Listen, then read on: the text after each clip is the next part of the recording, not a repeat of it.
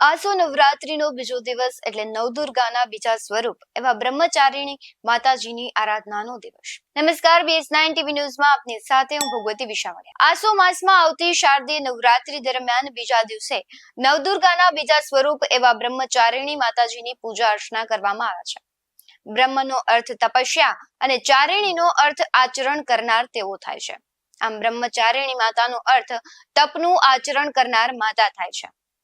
એમના જમણા હાથમાં જપ કરવાની માળા તેમજ ડાબા હાથમાં કમંડળ રહેલું છે. પૂર્વજન્મની જો વાત કરીએ તો પૂર્વજન્મમાં જ્યારે હિમાલયના ઘરે પુત્રી રૂપે અવતર્યા ત્યારે નારદજીના ઉપદેશથી તેમણે ભગવાન શિવજીને પતિ તરીકે પામવા ખૂબ આકરું કઠોર તપ કર્યું હતું. તેથી જ તેઓ શિવજીના અતિ પ્રિય થઈ ગયા.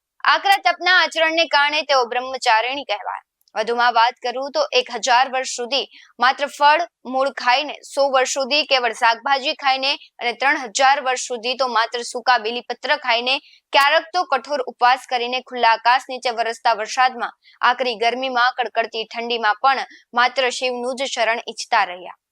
અંતમાં તો બીલીપત્ર પણ ખાવાના ત્યજી દીધા. તેથી તેનું એક નામ અર્પણા પણ પડ્યું. આકરા તપને કારણે તેમનું શરીર ક્ષીણ થવા લાગ્યું. આ દશા જોઈને માતા ઉમા ખૂબ જ દુઃખી થયા. માતાએ પુત્રીને આ કઠોર તપથી વિરત કરવા તેમના મુખમાંથી ઉદ્ગારો નીકળ્યા કે ઉમા, અર્થાત અરે નહીં નહીં. ત્યારે દેવીનું નામ ઉમા પડ્યું. દેવીના આકરા તપથી ઋષિ મુનિઓ, દેવતાઓ, સિદ્ધો અને ગાંધર્વ દેવીની ખૂબ ખૂબ પ્રશંસા કરવા લાગ્યા. બ્રહ્માજીએ આકાશવાણી કરી કે હે દેવી, આજ સુધી આવું આકરું તપ કોઈએ નથી કર્યું. તમારાથી જ આ સંભવ થયું છે. તમારી મનોકામના પૂર્ણ થશે અને ભગવાન ચંદ્રમૌલી શિવજી તમને પતિ તરીકે પ્રાપ્ત થશે. આપના માતા પિતા સાથે આપ ઘરે પરત ફરો. આ રીતે દેવીએ આકરા તપથી શિવને મેળવ્યા. એ જ દેવી આકરું તપ કરી આજે શક્તિમાં જગદંબા માનવીને શક્તિ પ્રદાન કરે છે. એ જ માં આજે શક્તિના ગુણગાન ને યશગાથા અને ગુપ્ત રહસ્યની કથા દુર્ગા સપ્તમીમાં વર્ણવી છે. એ જ દેવીએ આસુરી શક્તિને હાંકી કાઢવા અને નાશ કરવા માટે અનેકવાર અવતાર લઈ દેવતાઓને અને માનવોને ભયમુક્ત કર્યા છે. આજે બીજા નોરતેમાં બ્રહ્મચારિણીની પૂજા ઉપાસના કરવાનું વિધાન છે. માની ઉપાસના માનવમાં તપ, ત્યાગ, વૈરાગ્ય, સદાચાર, સંયમ જેવા ગુણો ખીલી ઉઠે છે.